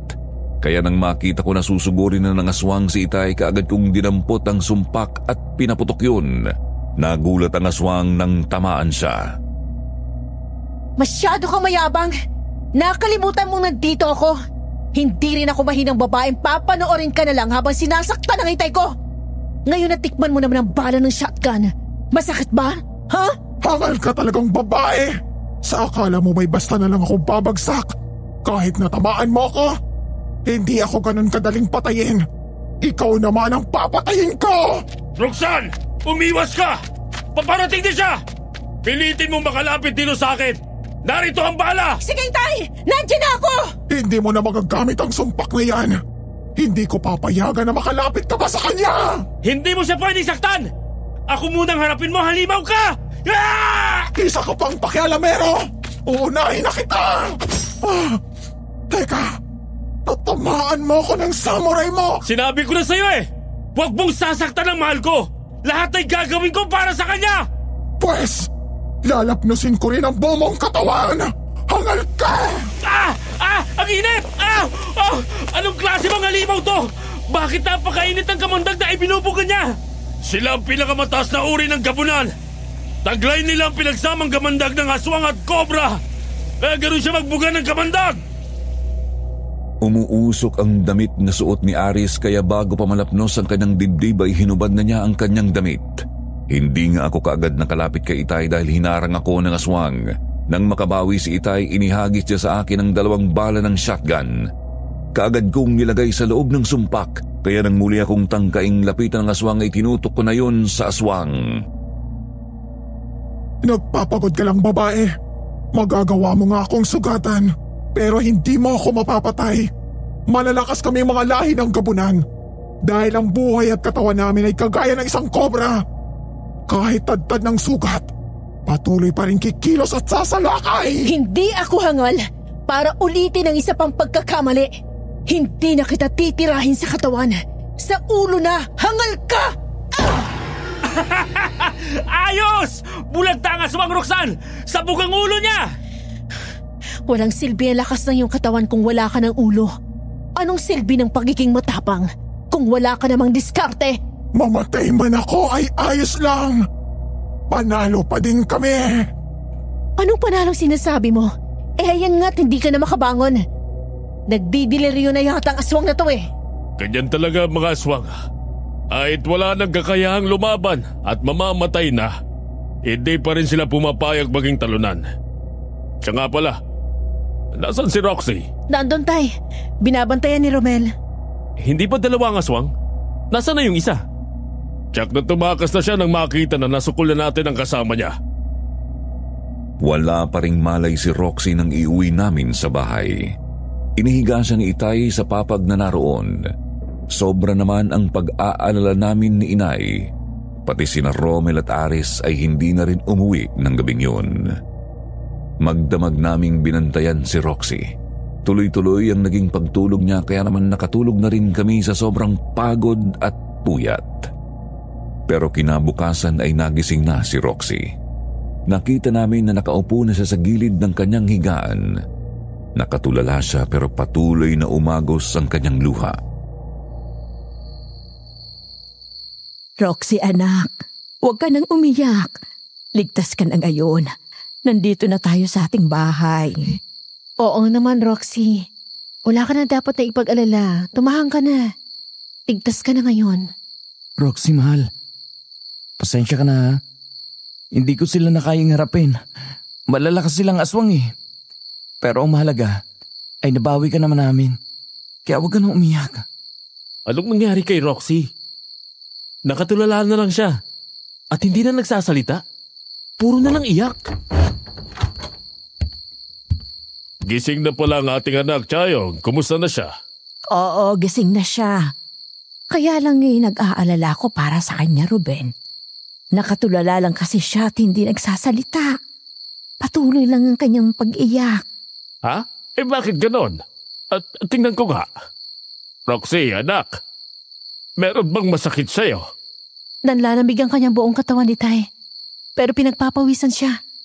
Kanina pa namin siya kinakausap pero ayaw naman niyang sumagot. Nagkaganyan siya dahil hindi na kaya ng kanyang isip ang nangyari kagabi. Natakot siya ng sobra sa aswang na yon. Ang tigas naman kasi ng ulo mo, Roxy. Kung hindi ka nagpumilit na mauna tayong umuwi, hindi sana mangyayari sa'yo yan. Kung naghintay lang tayo ng ilang sandali at nakabalik ang Itay mo, hindi maglalakas loob na sumala kaya mga aswang na yun kasi marami tayo. Huwag mo nang sisihin ang anak mo. Walang may kagustuhan sa mga nangyari. Alagaan na lang natin siya hanggang sa gumaling siya at manumbalik ang dati niyang sigla. Nay, ipagluto niyo na lang siya ng mga paborito niyang pagkain. Sige, anak. Roxy, magluluto lang ako ng pagkain mo, ha? Kakain ka mamaya. Nanatili lang na nakatulala si Roxy. Walang reaksyon ang kanyang mukha. Hindi kumukurap ang kanyang mga mata. Nakatingin lang siya sa iisang direksyon. Hindi rin kumikilos kahit ang kamay niya. Lumipas sa maghapon ay nanatili siya sa ganoong posisyon. Napansin ko ng gabing ihiga na siya ni Inay sa kanyang papag ay nanatiling dilat ang kanyang mga mata. Hindi pa rin siya gumagalaw kaya nagtataka na kami. Ilang araw pa ang matuling lumipas walang pagbabago sa kalagayan ni Roxy. Dahil hindi siya kumakain ay para na siyang may sakit kahit nakatulala. Pumayat na rin siya at pumangit. Nang mamalengke ako ay nakita ko si Romel. Anong nangyari sa iyo, Romel? Bakit hindi mo dinadalaw si Roxy? Marami kasi akong ginawa ng mga nakaraang araw, Roxanne. Kaya hindi na ako nakadalaw kay Roxy. Nagtatanong-tanong ako sa mga kakilala ko kung meron silang nalalaman sa ganung kalagayan ng kapatid mo. Maraming ginagawa o sadyang umiiwas ka lang kasi ganun ang kalagayan ng kapatid ko? Mabuti nilang pala't hindi ikaw naging karelasyon ko. Kung nagkataon pala na ako nasa kalagayan ni Roxy, ganyan din ang gagawin mo? Bahala ka kung ayaw mo akong paniwalaan. Basta ako mahal ko ang kapatid mo. Hindi ko man siya nadadalaw ngayon. Hindi naman ako tumitigil sa paghahanap ng lunas para sa kanya. Sinungaling ka. Iba nakakita ko sa mga kilos mo. Unti-unti mo nang nilalayuan yung kapatid ko. Pero kung tutuusin, ikaw may kasalanan kung bakit siya nagkaganon eh. Kasi mahina kang lalaki. Palalampasin kung ginagawa mong pang-iinsulto sa akin ngayon. Pero darating ang araw na mapapatunayan ko na mali ang lahat ng iniisip mo. Diyan ka na nga. Si Romel yun, hindi ba? Oo, siya nga. Walang iyang lalaking yun. Porke ganun ang kalagayan ni Roxy, di na dinalaw. Tapos sasabihin mahal si Roxy. Sinungaling. Tayo na nga umuwi. Sige, ako na magdadala ng mga pinamili mo.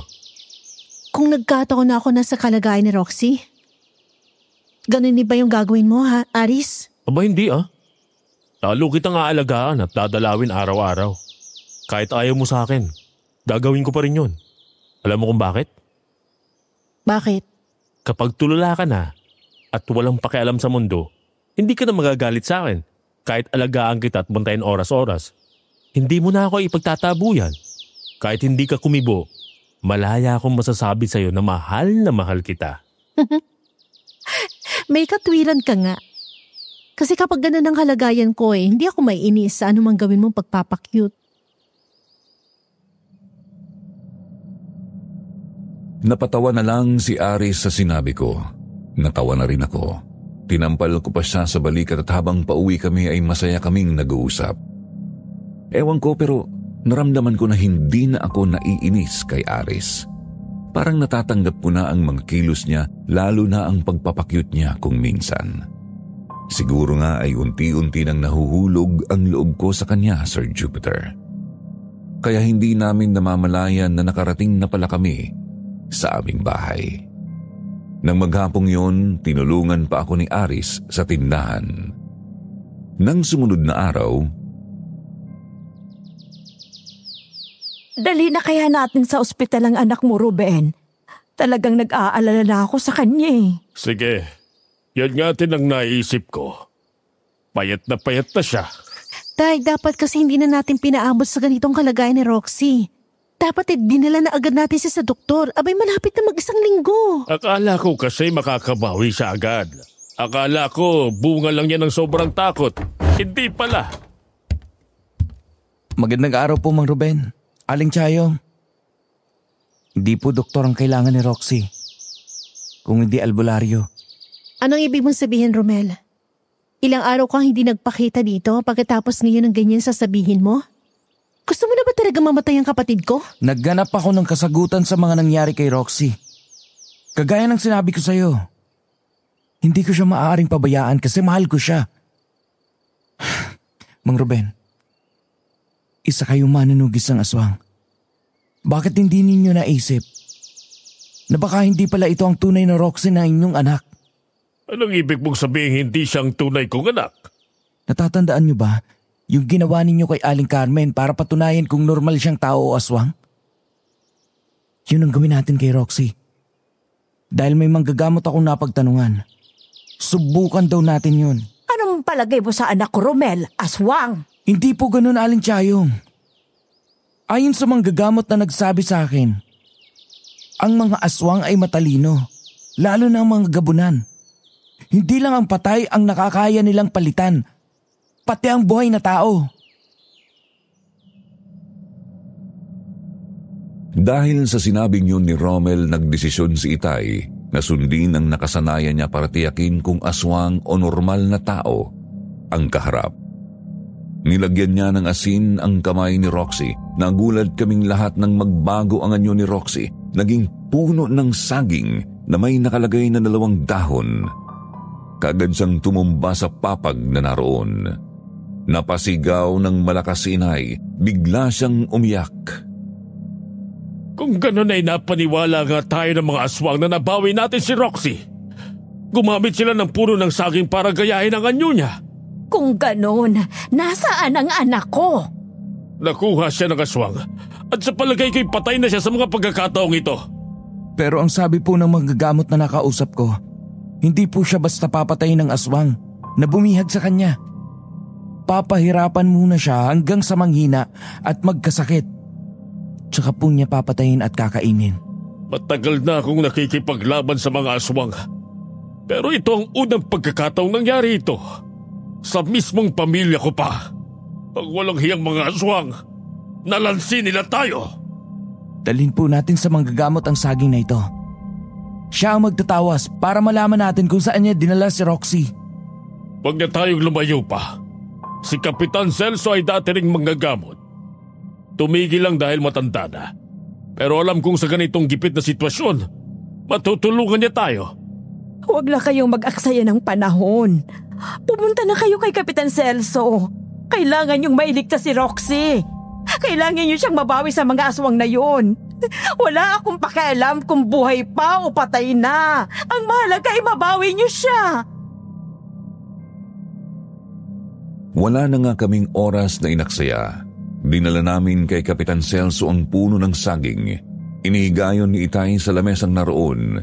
Ipinaliwanag niya kay Kapitan Celso ang mga nangyari kaya naman noon din nagsagawa ng pagtatawa si Kapitan Celso.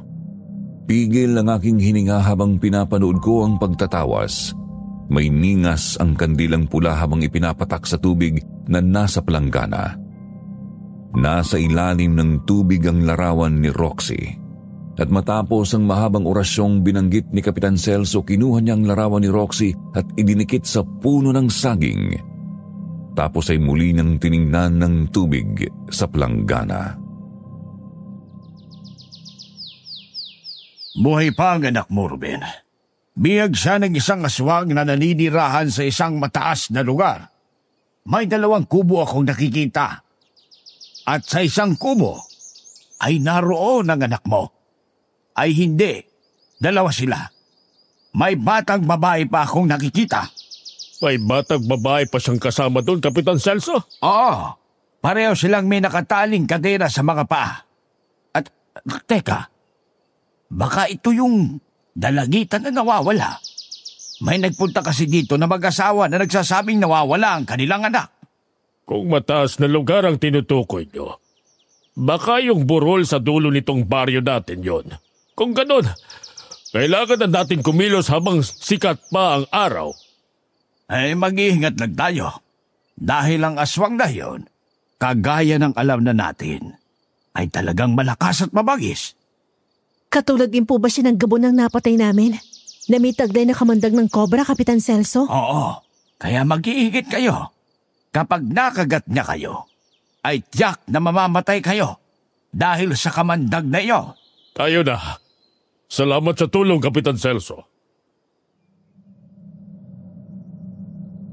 Nang umalis kami sa bahay ni Kapitan Celso at umuwi sa amin, naabutan namin na naroon na din si Aris, Sir Jupiter.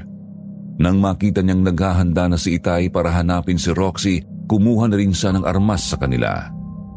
Nang paalis na kami, saka ko lang muling naisip ang mga sinabi ko kay Romel, kaya nakakahiyaman ay lumapit ako sa kanya. Pasensya ka na sa mga sinabi ko, ha? Nagkamali ako na akala. Hindi ko pinaniwalaan yung mga sinabi mo. Ayos lang yun. Ang mahalaga ngayon ay mailigtas natin si Roxy. Mabawi natin sa hangal na aswang na yun. At kapag nakita ko siya, ay gugutay-gutayin ko siya kahit magsakripisyo pa ako ng buhay. Magbabayad siya ng mahal. Dalhin mo ang binditadong itakatasin, Roxanne. Magsuot din kayo ng makapal at matibay na jacket para pamproteksyon sa laway ng aswang na ibubugas sa atin kung sakali. Sige po, Itay. Mang Ruben, nakahanda na po ako. Sasamahan ko kayo kahit saan man tayo makarating. Tama po si Aris. Para kay Roxy ay gagawin namin ang lahat. Merong mga tao sa labas. Lahat sila ay armado. Tutulong din daw sila sa paghahanap kay Roxy. Mabuti yan para makasiguro tayo na hindi na makakatakas ang aswang na yon. Aalis na po kami, Inay. Mag-iingat kayo, Roxanne. Gusto kong makabalik kayo dito ng ligtas, ha? Opo, Inay. Babawiin namin si Roxy. Buhay man o patay. Ibabalik namin siya dito sa atin. Niyakap ako ng mahigpit ni Inay. Ramdam ko ang malakas na kabog ng kanyang dibdib dahil sa pag-aalala. Muli ay umiyak siya kaya nangilid na rin ang luha ko sa mga mata. Bago kami umalis, sinalikan ko sa pisngi si Inay. Nang lumabas kami ng bahay, naroon na nga ang mga kalalakihan na sasama sa amin sa paghahanap kay Roxy. Lumakad na kami papunta sa Burol. Medyo malayo yun kasi nga ay nasa dulo pa yun ng aming baryo. 1 oras pa ang nilakad namin bago makarating sa pinakapaanan yun. Kaagad na natanaw namin ang makapal na kakahuyan patungo sa Burol. Mga kasama, papasukin natin ang kakahuyan na yan para makakyat tayo sa Burol. Maging maingat sana tayong lahat dahil ang lugar na ito ay balwarte ng mga aswang. Hindi natin alam kung ilan silang nakatira dyan. Nakahanda na po kami, Mang Ruben. Dinala ko na rin po ang baril ni Itay para makalaban tayo sa aswang kahit nasa malayo tayo. Hindi tayo dapat maghiwa-hiwalay. Magkakaroon ng pagkakataon ng aswang na salakayin tayo. Kapag marami tayo, tsak na mag-aalangan siya. Tayo na, mga kasama! Sinimulan nga naming pasukin ang kakahuyan. Doon pa lang ay nakaramdam na kami ng kakaibang aura sa paligid. Dahil sa dami ng malalaking puno na mayroong makakapal na dahon ay kulimlim na ang paligid. Ramdam din ang lamig ng simoy ng hangin. Naging matalas ang aming mga mata dahil malalakas ang huni ng mga ibong naroon. Paminsan-minsan nakakarinig kami ng tilaok ng mga labuyong manok sa gubat. Nagpatuloy kami sa pag-akyat sa Burol hanggang sa makasalubong namin ang isang malaking asong itim. Mang Ruben, may malaking aso. Sa tingin ko ay aswang yan ang tagabantay dito, kaya humanda kayo. Huwag kang magpapaputok, Romel. Baka mabulabog ang mga aswang sa ibabaw ng Burol. Hindi na natin sila maabutan. Sige po. May dala na naman akong itak. Mag-iingat kayong lahat. Papasugod ng aswang. Sibatin niyo! Ang bilis niyang kumilos. Hindi tinamaan ang mga sibat. Nawala siya, Mang Ruben. Teritoryo nila to. Maraming puno at damo na pwede nilang pagtaguhan. Kaya talasan niyo ang inyong paningin. Ayun siya, mga kasama! Tumalon sa mga kapal na damo! Manong Jaime! Umilang ka! Nasa likuran mo, aswang! Matapos na makagat nga ng aswang si Manong Jaime ay muli itong nagtago at tumalon sa likuran ng malaking puno. Nang sundan namin sa likuran ng puno, hindi na namin naabutan. Kagaya ng dati ay naglaho na naman siya. Tanging ang mga angil niya ang naririnig namin kaya nag-utos si Itay sa lahat na magdikit-dikit kami at magtalikuran para makita namin ang aswang kahit saang direksyon yon manggagaling para sumalakay. Kaagad namang sumunod ang lahat. Matagal kaming nakiramdam pero nakahanda kami anumang oras na lumabas ulit ang aswang. Hanggang sa bigla siyang tumalon at bumagsak sa harapan ni Aris. Huli ka, aswang! Tikman mo ang talim ng samurai ko! Yeah! Natabahan ko siya! Kaya lang, nagtago ulit! Nasapol mo, pare! Maganda yan! Hindi na siya makakatakas sa atin ngayon. Kahit saan siya magtago ay masusundan na natin dahil sa patak ng dugo niya! Sa likuran ng puno ng banaba! Doon siya nagpunta! Paligiran niyo na ang lugar na yan! Nang hindi na siya makatakas pa! Huwag niyo nang bigyan ng pagkakataong lumaban! Ako ang papatay sa iyong walang yaka! Sige pare, pagtulungan na natin yan! Nang makita ni na Romel at Aris na tumama sa aswang ang mga sibat na pinakawalan ng mga tao, hindi na nila yon binigyan ng pagkakataong makabawi pa. Tinaga nila ang aswang sa mismong leeg niyon hanggang sa mapugot ang ulo. Para matiyak na hindi na yun makakabawi nang bumulagta ang aswang ay napansin ni Itay ang malaking ibong itim na lumipad palayo sa amin. Linti ka na! Baka alaga ng aswang ang ibong yun! Jack na magsusumbong na yun sa kanila! Anong gagawin natin, Itay? Magmadali na tayo mga kasama! Ang aswang na yan ay bantay dito kaya natitiyak kong hindi na malayo dito ang kuta nila! Malapit na nga tayo sa tuktok nitong burol, Mang Ruben. Ayun na ang kubo na sinasabi ni Kapitan Celso, Tay! Magdalawang grupo tayo. Yung iba pasukin ang isang kubo. Yung iba ay sumama sa akin para pasukin ang ikalawang kubo. Mag-iingat tayong lahat! Aris, sumama ka sa akin. Romel, samahan mo si Itay. Tapos yung ibang tao maghati na kung saan kayo sasama. Sige, tayo na! Ganoon nga ang ginawa namin. Naghati kami sa dalawang grupo. Halos sabay-sabay kaming lumapit sa dalawang kubo na yari sa kawayan, pawid at kugon. Pinaligiran namin ang kubo. Isa sa mga kasamahan namin ang dumikit sa dingding ng kubo para sana silipin kung may tao sa loob. Pero nagulat kaming lahat nang lumusot doon ang kamay ng aswang. Hinablot dito papasok sa loob ng kubo ang lalaking kasama namin, kaya nang mawasak ang dingding ay luwantad na isang malaking gabunan ang naroon. Galit na galit nang umangil. Kinagat niya sa leeg ang kasamahan namin. Naputol ang leeg niyon kaya sa galit ng mga tao ay sinalakay na ang gabunan. Pero malakas at mabagsik ang aswang. Kung hindi ka basta tatabla ng itak, bubulagin mo na kita! Saluhin mo ang asin! Ah! Magaling ka talagang mag-isip, Roxanne! Hindi na siya makakita! Nahilam na ng asin ang mga mata niya! Napapaso siya! Pagkakataon na natin ito mga kasama! Tapusin na natin ang halimaw na yan! Sige! Samantalahin na natin ang pagkakataong yan! Na hindi siya nakakakita! Patayin na natin ang halimaw na to!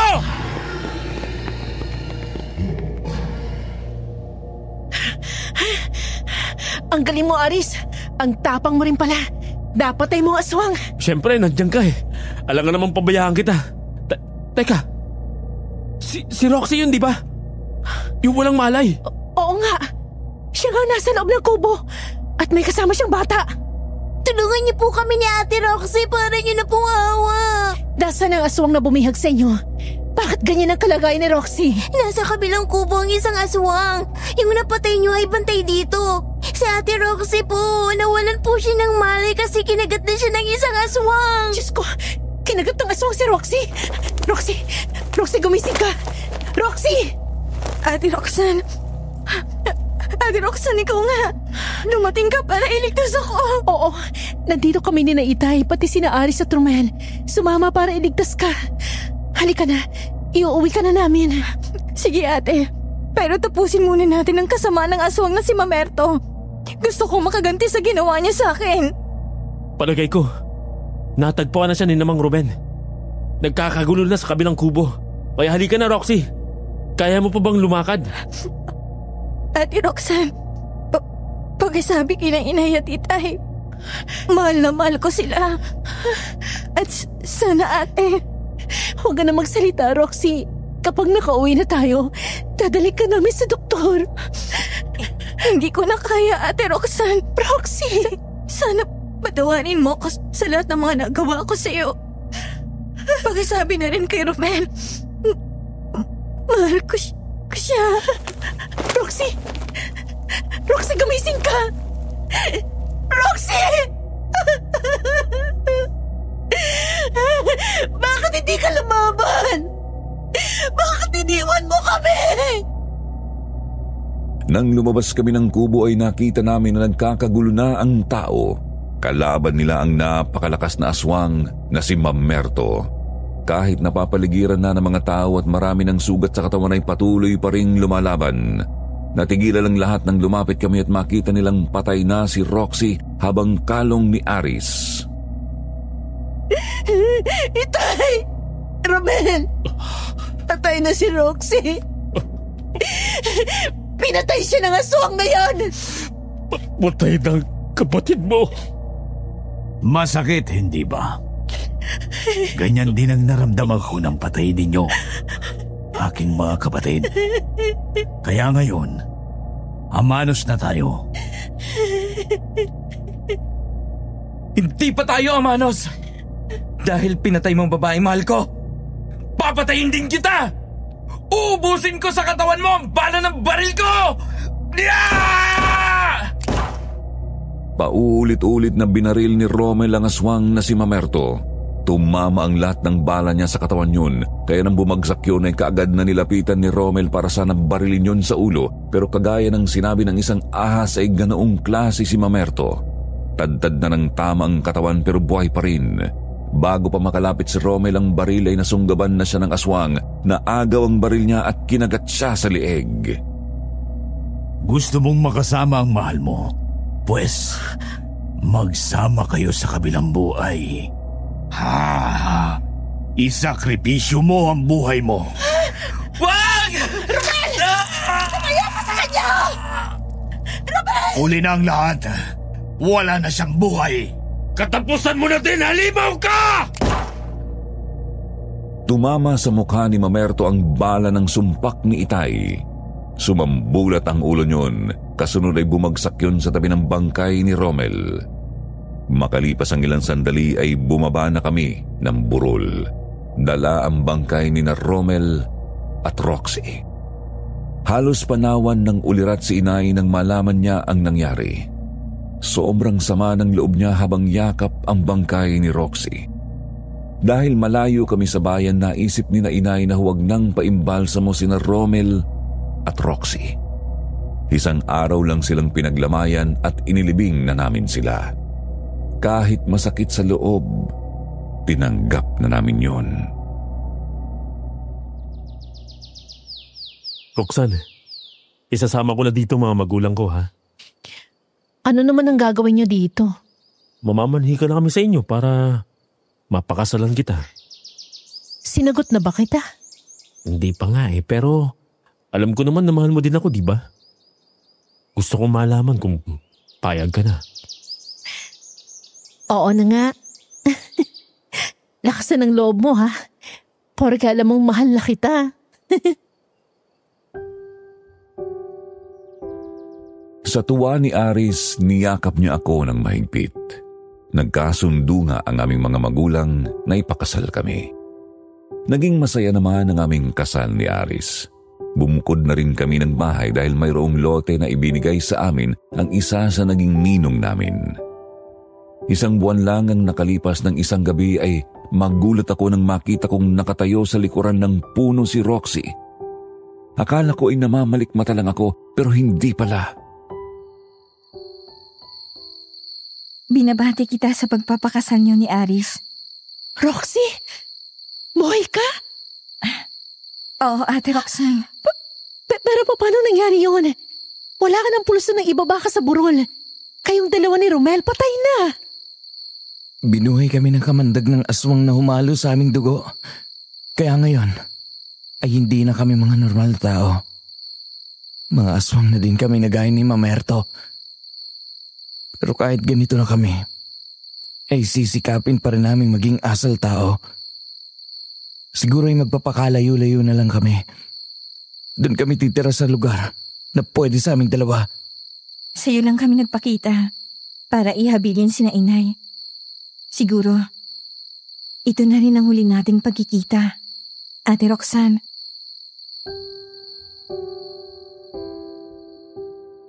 Matapos akong yakapin ni Roxy, umalis na sila ni Romel. Naglaho na sa dilim ng gabi. Sinikap kong ilihim ang aking natuklasan. Ayokong madungisan ng masama ang pagkakakilala nila sa aking kapatid. Mula nga noon, hindi na kami nagkita pa. At yan po ang aking naging karanasan sa mga aswang, Sir Jupiter.